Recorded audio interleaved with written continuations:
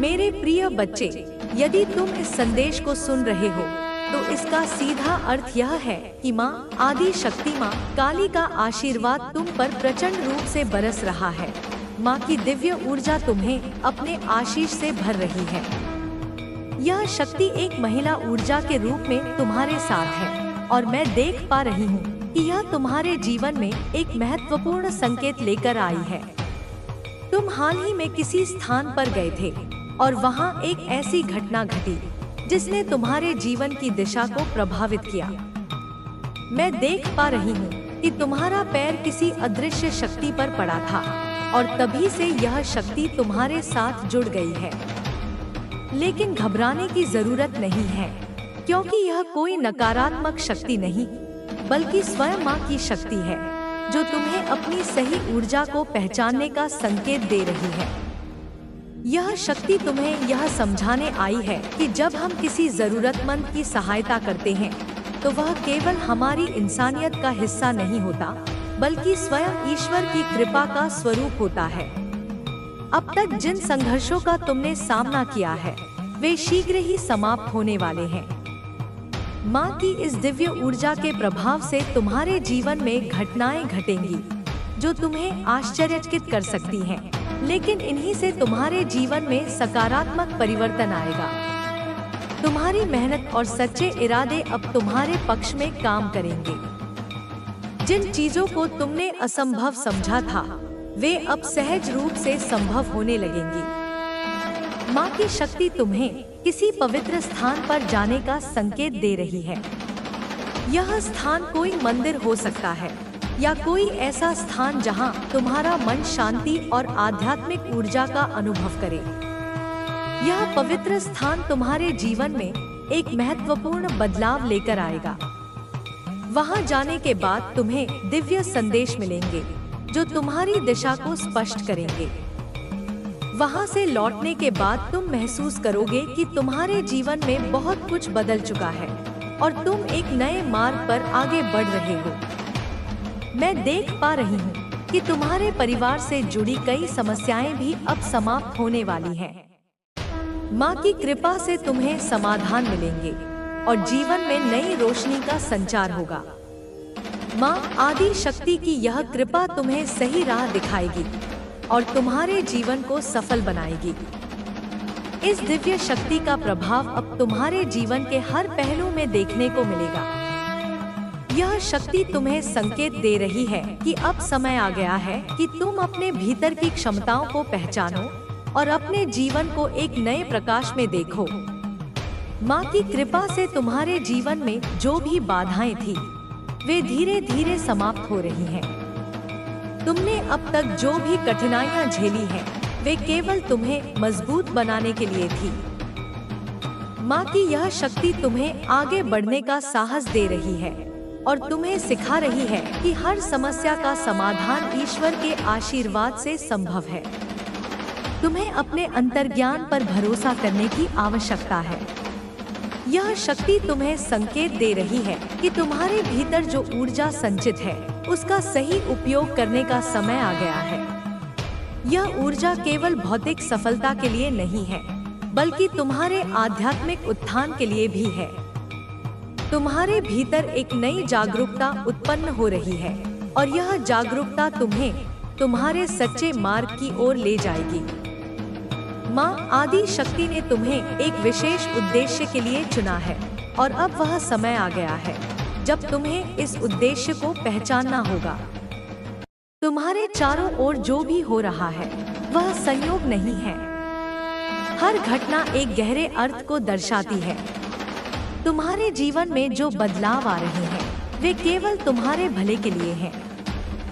हो सकता है कि कुछ परिवर्तन शुरुआत में कठिन लगे, लेकिन यह परिवर्तन ही तुम्हें आगे बढ़ाने वाले हैं। तुम्हें उन संकेतों को पहचानने की आवश्यकता है जो माँ आदि शक्ति तुम्हें दे रही है। अब तुम्हारे जीवन में एक नया अध्याय शुरू होने जा रहा है। यह अध्याय तुम्हें आत्मनिर्भर बनाएगा और तुम्हें अपने भीतर छिपी अद्भुत शक्तियों का एहसास कराएगा। तुम्हें अपने भीतर के डर और माहौल बदल चुका है। जो लोग तुम्हें पहले नहीं समझते थे, वे अब तुम्हारे अस्तित्व को महसूस करने लगे हैं। जो पहले तुम्हें सामान्य मानते थे, अब वे तुम्हारी आभा के प्रभाव में आने लगे हैं। यह कोई साधारण परिवर्तन नहीं है, यह उस गहन यात्रा का परिणाम है जो तुमने की है। जब कोई साधक अपनी चेतना को उच्च स्तर पर ले जाता है, तो उसकी ऊर्जा तरंगे पूरे वातावरण में फैलने लगती हैं। लोग इसे स्पष्ट रूप से न देख सकें, लेकिन वे इसे अनुभव जरूर करते हैं। वे तुम्हारी ओर खींचे चले आते हैं, तुम्हारी उपस्थिति में एक अलग शांति और शक्ति महसूस करते हैं। यह शक्ति तुम्हारी आत्मा का प्रकाश है, जो अब सीमित नहीं रहा। तुमने जो कुछ भी सहा, जो भी संघर्ष किया, वह व्यर्थ नहीं गया। हर बाधा ने तुम्हें और मजबूत बनाया। जब कोई साधक कठिनाइयों से गुजरता है, तो वह केवल कष्ट नहीं सहता, बल्कि वह अपनी आत्मा को एक नए स्तर पर ले जाता है। यही कारण है कि अब तुम पहले जैसे नहीं रहे। अब तुम्हारी सोच, तुम्हारा दृष्टिकोण, तुम्हारा व्यवहार सब कुछ बदल गया है। तुम्हारी आंखों में जो चमक है, वह केवल एक साधारण चमक नहीं, बल्कि एक दिव्य तेज है। यह वही तेज है जो वर्षों की साधना से प्राप्त होता है। अब तुम्हारे शत्रु भी इसे महसूस कर रहे हैं। वे पहले की तरह तुम्हें कमजोर समझने की भूल नहीं कर सकते। उन्हें समझ आ रहा है कि अब वे तुम्हें अपने जाल में नहीं फंसा सकते। उनकी चालें अब निष्फल हो रही हैं। वे जितना अधिक तुम्हारे विरुद्ध षड्यंत्र रचते हैं, उतना ही अधिक वे अपने ही भ्रमजाल में फंसते जा रहे हैं। इसका कारण यह है कि तुम्हारी ऊर्जा अब एक ढाल बन चुकी है। यह ढाल अदृश्य है, लेकिन इतनी प्रबल है कि कोई भी नकारात्मक शक्ति इसे भेद नहीं सकती। तुम्हारे भीतर जो बदलाव आया है, वह केवल बाहरी नहीं है, यह एक गहन आंतरिक परिवर्तन है। यह परिवर्तन तुम्हारी आत्मा के स्तर पर हुआ है। तुम्हारी चेतना अब उच्चतर स्तर पर पहुंच चुकी है। यही कारण है कि अब तुम्हें किसी भी परिस्थिति में भय नहीं लगता। तुम्हें अब कोई विचलित नहीं कर सकता। यह भयहीनता केवल शारीरिक नहीं, बल्कि मानसिक और आध्यात्मिक भी है। अब तुम वह नहीं रहे जो पहले थे। तुम्हारा अस्तित्व अब केवल मांस और हड्डियों का नहीं, बल्कि ऊर्जा और चेतना का है। जब कोई साधक इस स्तर पर पहुंचता है, तो उसका प्रभाव केवल उसके शरीर तक सीमित नहीं रहता। यह ऊर्जा दूसरों तक भी पहुंचने लगती है। तुम्हारी उपस्थिति मात्र से लोग शक्ति का अनुभव करने लगते हैं। वे समझ नहीं पाते कि ऐसा क्यों हो रहा है, लेकिन वे इसे अनुभव जरूर करते हैं। अब तुम्हारे शब्दों में वह प्रभाव है जो लोगों के मन को बदल सकता है। तुम्हारी बातें अब केवल शब्द नहीं, बल्कि ऊर्जा की तरंगे हैं। जब तुम कुछ बोलते हो, तो वह केवल वाणी नहीं होती, बल्कि वह एक शक्ति बन जाती है, जो सीधे सुनने वाले के भीतर प्रवेश कर जाती है। यही कारण है कि अब तुम्हारे विरोधी भी तुम्हारी बातों को नकार नहीं सकते। वे भले ही इसे स्वीकार न करें, लेकिन उनके भीतर हलचल जरूर होती है। तुम्हारे साधना पथ में जो भी बाधाएं आईं, वे केवल तुम्हें और मजबूत बनाने के लिए थी। हर बार जब तुमने किसी कठिनाई का सामना किया, तो तुमने अपनी ऊर्जा को और अधिक प्रखर किया। यही कारण है कि अब तुम किसी भी स्थिति में अडिग रहते हो। कोई भी शक्ति अब तुम्हें कमजोर नहीं कर सकती। अब तुम्हारे भीतर जो शक्ति है, वह केवल तुम्हारी नहीं है। यह शक्ति उन सभी के लिए है जो सत्य, न्याय और धर्म के मार्ग पर चल रहे हैं। अब तुम्हारा मार्गदर्शन केवल तुम्हारे लिए नहीं, बल्कि उन सभी के लिए है जो अपने भीतर इस शक्ति को जागृत करना चाहते हैं। जब कोई साधक इस स्तर पर पहुंचता है, तो उसके चारों ओर एक दिव्य सुरक्षा चक्र बन जाता है। यह सुरक्षा चक्र किसी भी नकारात्मक शक्ति को प्रवेश नहीं करने देता। यही कारण है कि अब तुम्हारे शत्रु असहाय महसूस कर रहे हैं। वे समझ नहीं पा रहे कि उनकी सारी योजनाएं विफल क्यों हो रही हैं। वे यह नहीं जानते कि तुम्हारे भीतर अब वह शक्ति जाग चुकी है जो किसी भी छल को भेद सकती है। अब तुम्हें किसी से डरने की आवश्यकता नहीं। अब तुम्हारा मार्ग स्पष्ट है। अब तुम्हारा उद्देश्य निर्धारित हो चुका है। तुम केवल अपने लिए नहीं बल्कि उन सभी के लिए आगे बढ़ रहे हो जो इस प्रकाश को प्राप्त करना चाहते हैं। यह साधना का पथ कठिन जरूर है, लेकिन यह सबसे पवित्र मार्ग भी है। यह मार्ग केवल उन्हीं के लिए होता है जो सच्चे साधक होते हैं, जो इसमें स्थिर रहते हैं।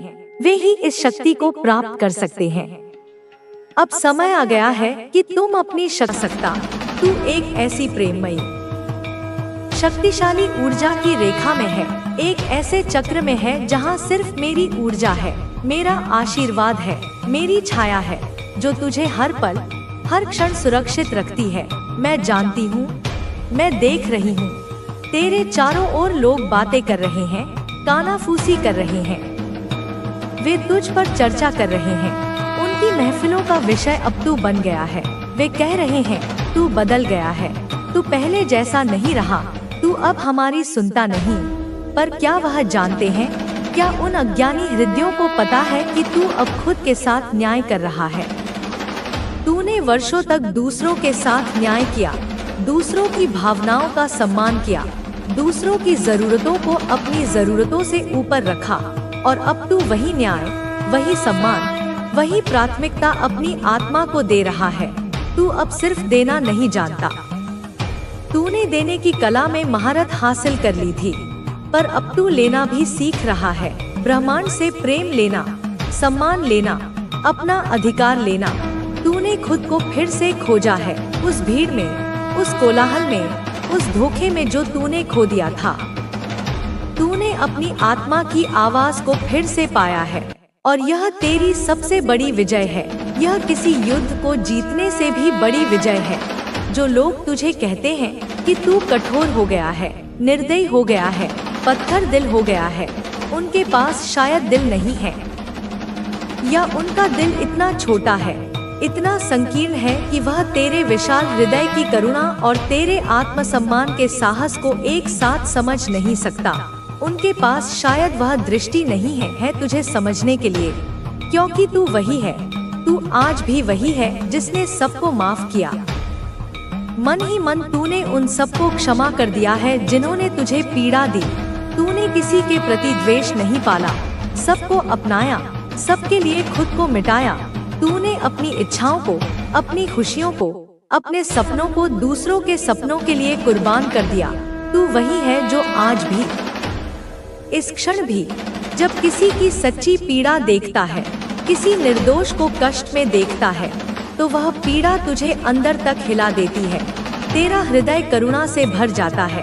पर अब तूने एक निर्णय लिया है, एक संकल्प लिया है, और वह संकल्प यह है कि दूसरों की पीड़ा मिटाते मिटाते तू खुद को नहीं मिटाएगा। दूसरों को बचाते बचाते तू खुद को नहीं डुबोएगा। दूसरों को प्रकाश दिखाते दिखाते तू खुद को नहीं बुझाएगा। तू अब खुद के साथ रहेगा। हर परिस्थिति में, हर निर्णय में तू अब खुद के पक्ष में खड़ा होगा। और यह परिवर्तन नहीं, यह पुनर्जन्म है। यह तेरी आत्मा का दूसरा जन्म है। यह वो जागृति है, वह आध्यात्मिक जागरण है जिसे तूने बहुत वर्षों से, कई जन्मों से बुलाया था। अपनी प्रार्थनाओं में, अपने आंसुओं में, अपने मौन में तूने जिसे पुकारा था। मैं तुझसे कहती हूँ बेटा, मेरी वीर संतान, तू डर मत। उस अनजाने भविष्य से मत डर जो तेरे सामने खड़ा है, और पीछे मुड़कर तो बिल्कुल मत देख। उस अतीत की ओर मत देख जो तुझे जंजीरों में बांधना चाहता है, जो छूट गया। जो लोग, जो रिश्ते, जो अवसर छूट गए, वह तेरे लिए नहीं था, वह तेरी ऊर्जा के योग्य नहीं था। वह तेरे दिव्य पथ का हिस्सा नहीं था। जो गया वह जाने के लिए ही आया था। वह एक पाठ पढ़ाने आया था, एक अनुभव देने आया था और अपना कार्य पूरा करके वह चला गया। उसे धन्यवाद दे और आगे बढ़। तू जो आज है, तेरी यह दृढ़ता, तेरी यह शांति, तेरा यह आत्मविश्वास, यह तेरे आत्मबल का परिणाम है। यह तेरी उन अनगिनत रातों की प्रार्थनाओं का फल है, तेरी उस अंतर्यात्रा का फल है जो तूने अकेले में की है। और अब तू जिस ऊर्जा में है, जिस उच्च कंपन में तू स्थित हो चुका है, वह इतनी पवित्र है, इतनी शक्तिशाली है, इतनी निर्मल है कि कोई भी नकारात्मकता, कोई भी ईर्ष्या, कोई भी द्वेष तुझे छू तक नहीं सकती। कोई भी बुरा विचार, कोई भी हीन भावना तुझ तक पहुंच नहीं सकता, क्योंकि जैसे ही वह तेरी ऊर्जा के क्षेत्र में प्रवेश करने की कोशिश करता है, वह भस्म हो जाता है, वह रूपांतरित हो जाता है। क्योंकि मेरी ऊर्जा, मेरी महाकाली की प्रचंड ऊर्जा तेरे चारों ओर है। मैं स्वयं तेरे चारों ओर एक अग्नि का, एक सुरक्षा का घेरा बनाकर खड़ी हूँ। अब तू वही करेगा जो तेरा हृदय कहता है, जो तेरी आत्मा तुझे करने के लिए प्रेरित करती है। अब तू समाज के, लोगों के, रिश्तेदारों के बनाए नियमों से नहीं चलेगा। तू अपने अंतरात्मा के नियमों से चलेगा। तू वही सुनेगा जो तेरा अंतर्मन कहेगा, वह धीमी, शांत, स्थिर आवाज जो तेरे भीतर से आती है, जो हमेशा सच बोलती है। तू अब अपने भीतर से निर्देश पाएगा। तुझे अब किसी के अनुमोदन की, किसी की स्वीकृति की, किसी की तालियों की आवश्यकता नहीं, किसी के समर्थन की अपेक्षा नहीं, क्योंकि तू अब जान चुका है कि तेरी आत्मा ही तेरा सबसे गहरा कारण है।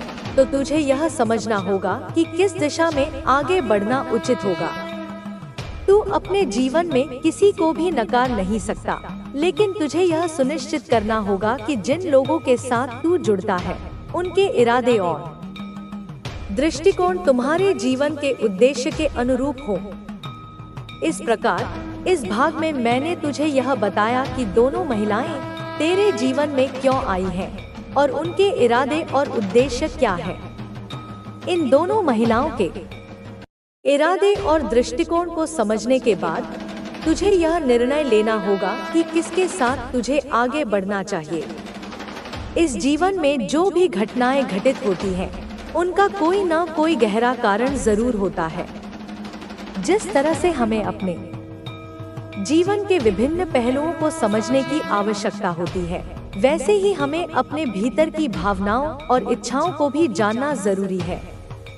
इस समझ के साथ ही हम यह निर्धारित कर सकते हैं कि हम किस दिशा में आगे बढ़ें और किसे अपने जीवन में स्थान दें। जब हम किसी के साथ जुड़ते हैं, तो यह केवल एक भौतिक या मानसिक जुड़ाव नहीं होता, बल्कि इसका गहरा आध्यात्मिक और मानसिक कारण होता है। यह भी सत्य है कि हमें जिन रिश्तों और घटनाओं से गुजरना पड़ता है, वे हमारे पिछले जन्मों के कर्मों का परिणाम होते हैं। अगर हम यह समझने की कोशिश करें, तो हमें जीवन की वास्तविकता को समझने में मदद मिलती है और हम अपनी आत्मा के उद्देश्य को पहचानने में सक्षम होते हैं। कई बार हम किसी व्यक्ति या परिस्थिति से जुड़ते हैं और सोचते हैं कि यह सिर्फ इस जन्म की घटना है, लेकिन अगर हम ध्यान से देखें तो हमें यह समझ में आता है कि यह किसी गहरे कनेक्शन का परिणाम हो सकता है। हमारे जीवन में आने वाले लोग और घटनाएं हमसे जुड़े हुए होते हैं, चाहे वह हमारे परिवार से हो, हमारे मित्रों से या हमारे रिश्तों से। इस जीवन में जो भी संबंध बनते हैं, वे सभी हमारे भीतर कुछ न कुछ सिखाने के लिए होते हैं। यह भी जरूरी है कि हम अपने संबंधों को सिर्फ भौतिक दृष्टिकोण से न देखें, बल्कि उन्हें एक गहरे आध्यात्मिक दृष्टिकोण से भी समझें। जब हम यह समझने लगते हैं कि हमारे जीवन में हर व्यक्ति और घटना के साथ एक गहरा संबंध है, तो हम अपने जीवन को बेहतर तरीके से जी सकते हैं और अपने उद्देश्य को पहचान सकते हैं। जैसा कि पहले उल्लेख किया गया था, जीवन में दो महिलाएं हैं, जिनके इरादे अलग अलग हैं। एक महिला अपने स्वार्थ के कारण तुझसे जुड़ना चाहती है, जबकि दूसरी महिला तुझसे सच्चे प्रेम और भक्ति के साथ जुड़ने की कोशिश कर रही है। इन दोनों महिलाओं के इरादे और उद्देश्य के बीच एक बड़ा फर्क है। पहली महिला का इरादा पूरी तरह से स्वार्थपूर्ण है।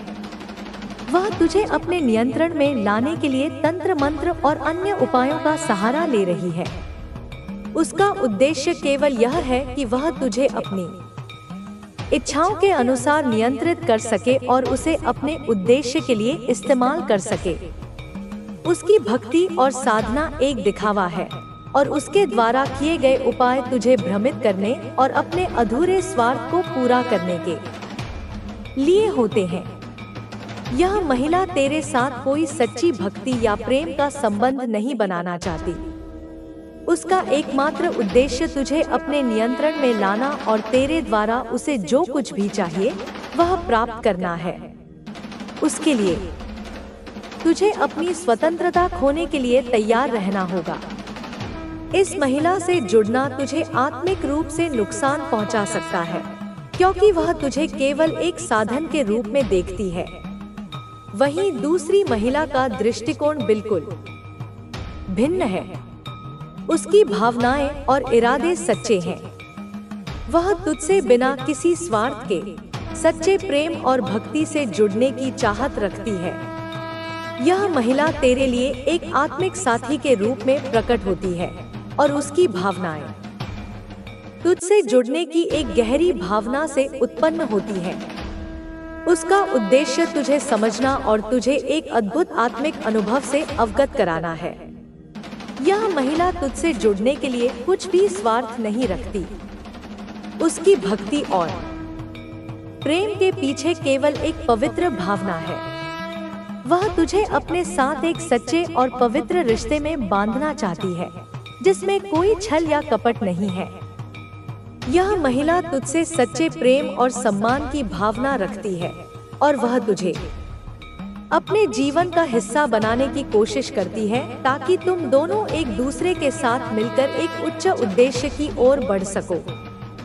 इन दोनों महिलाओं के बीच के अंतर को समझना बहुत जरूरी है, क्योंकि यह तुझे यह निर्णय लेने में मदद करेगा कि किसे अपने जीवन में स्थान देना चाहिए।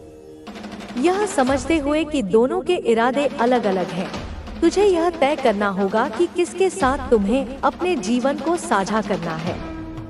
अब जब तुझे यह समझ में आ चुका है कि दोनों महिलाओं के इरादे अलग अलग हैं, तो यह तेरा कार्य है कि तू अपने आत्मा की आवाज को सुने और अपने जीवन में एक ऐसा साथी चुने जो तुझे उच्चतम आत्मिक मार्ग पर ले जाने में मदद कर सके।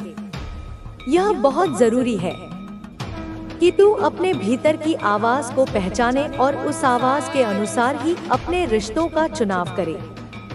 इस निर्णय में तुझे आत्मिक शांति और संतुलन की आवश्यकता होगी, क्योंकि यह एक महत्वपूर्ण कदम है जो तेरे जीवन की दिशा को बदल सकता है। जब तू अपने भीतर से सही मार्ग का अनुसरण करेगा, तो तू अपनी आत्मा के उद्देश्य को समझने और पूरा करने में सक्षम होगा। इसके साथ ही यह भी जरूरी है कि तू अपने जीवन के हर अनुभव को समझे और उसे एक अवसर के रूप में देखे। हर घटना और हर रिश्ता तुझे कुछ न कुछ सिखाता है और यह तुम्हारे आध्यात्मिक विकास के लिए जरूरी है। अगर तू यह समझने में सक्षम होगा कि तेरे जीवन के हर व्यक्ति और घटना का एक गहरा उद्देश्य है, तो तू जीवन को एक नए दृष्टिकोण से देख सकेगा और उसमें मिलने वाले हर अनुभव को पूरी तरह से आत्मसात कर सकेगा।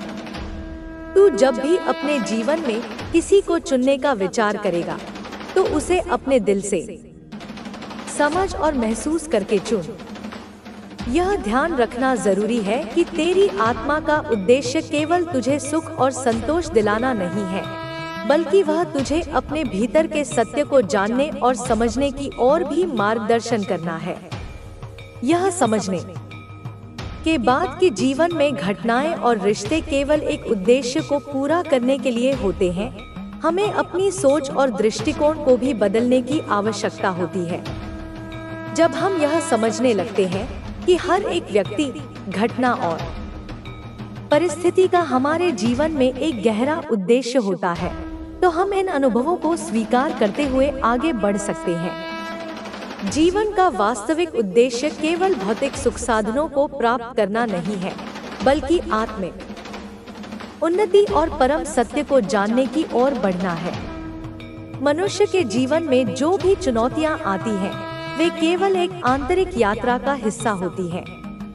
इन चुनौतियों से हमें यह सीखने को मिलता है कि हम अपनी कमजोरियों को कैसे समझें और उनसे ऊपर उठकर अपने आध्यात्मिक उद्देश्य की ओर बढ़ें। जैसे ही हम अपनी सोच को बदलते हैं, हम अपने जीवन में आ रही हर समस्या को एक अवसर के रूप में देखना शुरू कर देते हैं। हर चुनौती हमें एक नई दिशा देती है और हमें जीवन के प्रति हमारी सोच को पुनः स्थापित करने का अवसर देती है। इसके अतिरिक्त जब हम दूसरों के साथ जुड़ते हैं, तो यह हमारे आत्मिक विकास का एक हिस्सा होता है। हमें यह समझना चाहिए कि हर रिश्ते में कुछ न कुछ सिखाने का तत्व होता है।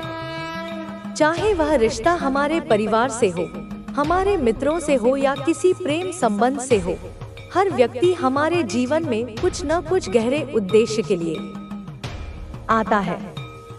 जब हम इस तथ्य को स्वीकार कर लेते हैं, तो हम अपने रिश्तों को अधिक सम्मान और समझ के साथ देखते हैं। हम दूसरों के साथ अपनी भावनाओं को साझा करते हुए एक गहरी आत्मिक कनेक्शन की ओर बढ़ते हैं। इस समझ से हमें यह भी एहसास होता है कि हर व्यक्ति हमारे जीवन में केवल एक साथी के रूप में नहीं, बल्कि हमारे जीवन की सच्चाई को खोजने के लिए हमारे साथ है। जीवन के इस पहलू को समझने के बाद हम यह महसूस करते हैं कि हमें अपने जीवन के हर व्यक्ति और हर घटना को पूरी तरह से स्वीकार करना चाहिए। चाहे वह अच्छा हो या बुरा, हर अनुभव हमें कुछ न कुछ सिखाता है। अगर हम अपने हर अनुभव से कुछ सीखते हैं, तो यह अनुभव हमारे जीवन में एक मूल्यवान शिक्षा के रूप में बदल जाता है। हमेशा याद रखना चाहिए कि हमारे जीवन का हर क्षण, हर रिश्ता और हर अनुभव हमें हमारे उद्देश्य की ओर एक कदम और बढ़ाता है।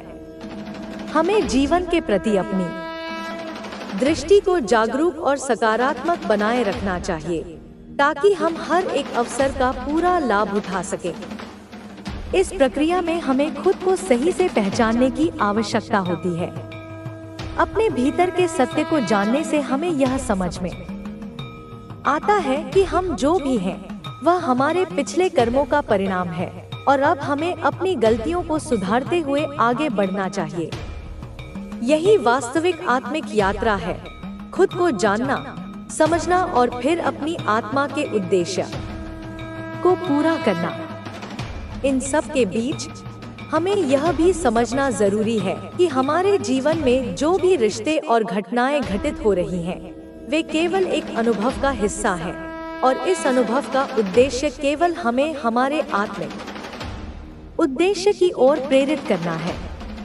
इस समझ के साथ हम किसी भी रिश्ते में बुराई या स्वार्थ नहीं देखते, बल्कि हर किसी को एक गुरु, एक मार्गदर्शक के रूप में देखते हैं, जो हमें हमारी आत्मिक यात्रा में सहारा दे रहा है। यह भी सच है कि रिश्तों में समय समय पर बदलाव आते रहते हैं और हमें यह स्वीकार करना होता है कि कुछ रिश्ते समय के साथ खत्म हो जाते हैं, जबकि कुछ नए रिश्ते हमारे जीवन में आते हैं। यह बदलाव जीवन का हिस्सा है और इसका उद्देश्य हमें हमारी यात्रा पर आगे बढ़ने के लिए तैयार करना है। कभी कभी हमें यह महसूस होता है कि एक रिश्ते को खत्म करने से हम किसी के साथ नाइंसाफी कर रहे हैं, लेकिन जब हम इस बात को समझते हैं कि हर व्यक्ति का हमारे जीवन में एक विशेष उद्देश्य होता है, तो हमें इस बदलाव को स्वीकार करना और आगे बढ़ना आसान लगता है। जीवन में कभी कभी हमें उन रिश्तों को छोड़ना पड़ता है जो हमारे आत्मिक विकास में बाधक बन जाते हैं। यह समझना कि हर व्यक्ति और घटना हमारे जीवन में एक उद्देश्य को पूरा करने के लिए है, हमें आत्मिक शांति और संतुलन प्रदान करता है। हम अपनी आंतरिक शक्ति को पहचानते हुए अपने जीवन के प्रत्येक पहलू को एक अवसर के रूप में स्वीकार करते हैं। सभी रिश्तों में सबसे महत्वपूर्ण बात यह है कि हम अपने दिल से सही निर्णय लें। हमें किसी से भी जुड़ने या रिश्ता बनाने से पहले यह समझने की आवश्यकता होती है कि हम उस व्यक्ति के साथ जुड़ने के बाद अपने आत्मिक उद्देश्य को प्राप्त कर पाएंगे या नहीं। इसलिए अपने जीवन के निर्णयों में संतुलन बनाए रखना और हर रिश्ते को सही दृष्टिकोण से देखना बहुत महत्वपूर्ण होता है।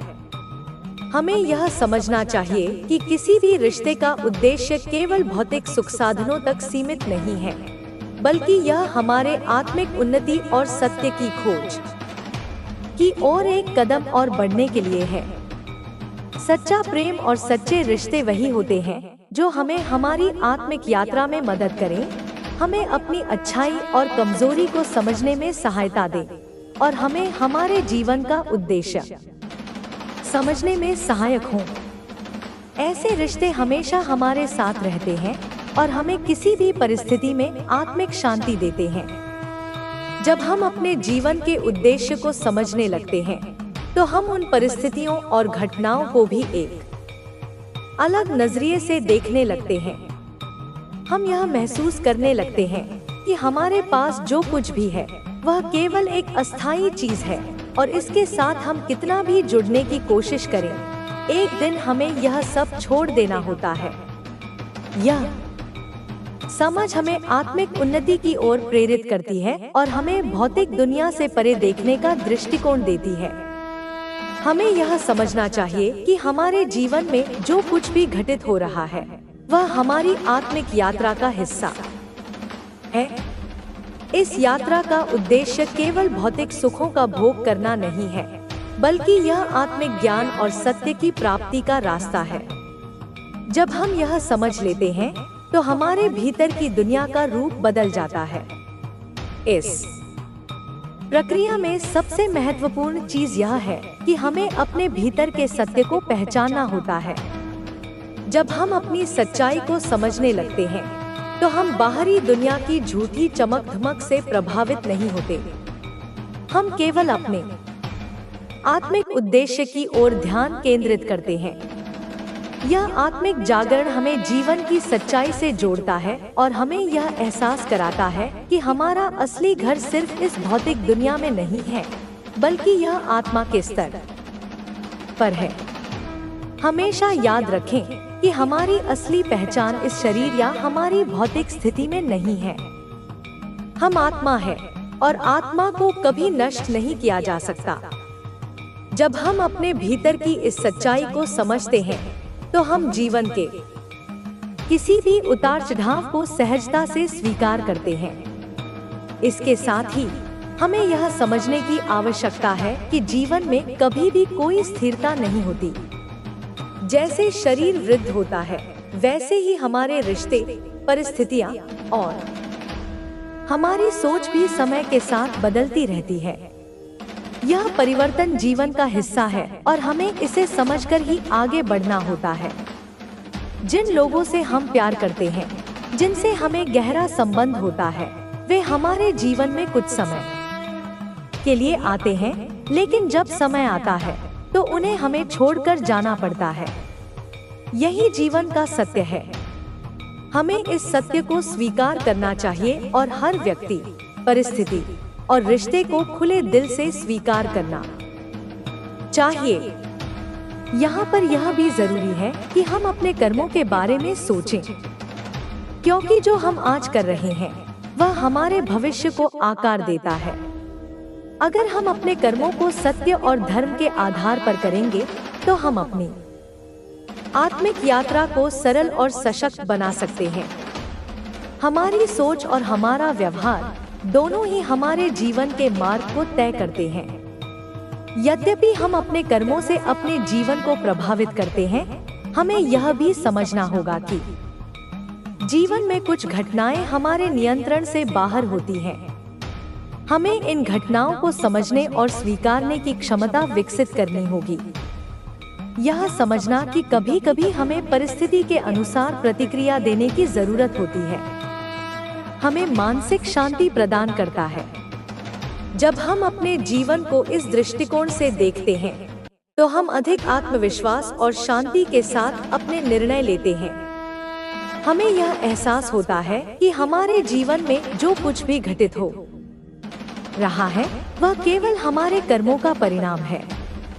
इसके अतिरिक्त हमें अपनी यात्रा में कभी भी अकेला महसूस नहीं करना चाहिए। हमें यह समझना चाहिए कि जीवन में हम अकेले नहीं हैं। हमारे साथ हमेशा उन लोगों का साथ होता है जो हमें हमारे जीवन के उद्देश्य को समझने में मदद करते हैं। हमारे आत्मिक गुरु, हमारे परिवार, हमारे मित्र और हमारे जीवन के सभी रिश्ते हमें इस मार्ग पर आगे बढ़ने के लिए प्रेरित करते हैं। इसके अलावा जब हम अपने जीवन के उद्देश्य को समझने लगते हैं तो हमें यह समझने की आवश्यकता होती है कि हमें अपने जीवन को एक सेवा के रूप में देखना चाहिए। यह सेवा न केवल दूसरों के लिए होनी चाहिए बल्कि हमें स्वयं के प्रति भी सेवा भाव रखना चाहिए। हमें अपने आत्मिक विकास के लिए काम करना चाहिए ताकि हम दूसरों को सही मार्ग पर ले जा सकें। सभी महान आत्माएं और गुरु यही सिखाते हैं कि आत्मिक यात्रा केवल एक व्यक्तिगत अनुभव नहीं है बल्कि यह समाज और दुनिया के प्रति हमारी जिम्मेदारी है। जब हम अपने जीवन को दूसरों के भले के लिए जीते हैं तो हम न केवल अपने आत्मिक उद्देश्य को पूरा करते हैं बल्कि हम एक ऐसे समाज का निर्माण करते हैं जो प्रेम, सहयोग और समझ पर आधारित होता है।